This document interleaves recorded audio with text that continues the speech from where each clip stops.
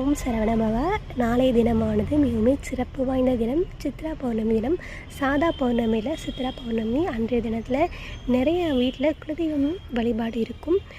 அதே மாதிரி அன்றைக்கி நம்ம எந்த தெய்வத்தை நினைக்கிறோமோ வழிபடுறோமோ இல்லையோ சித்திரகுப்தரை நினச்சி பார்க்கணும், அவரை வழிபடணும்.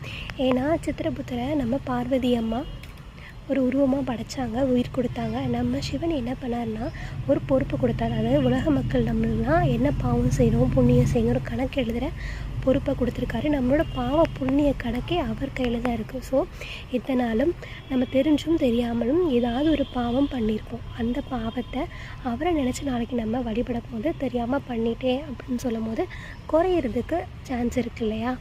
ஸோ நாளைக்கு நம்ம எந்த தெய்வத்தை வழிபடுறோமோ இல்லையோ சித்திரகுப்தரை நினச்சாது பார்க்கணும்.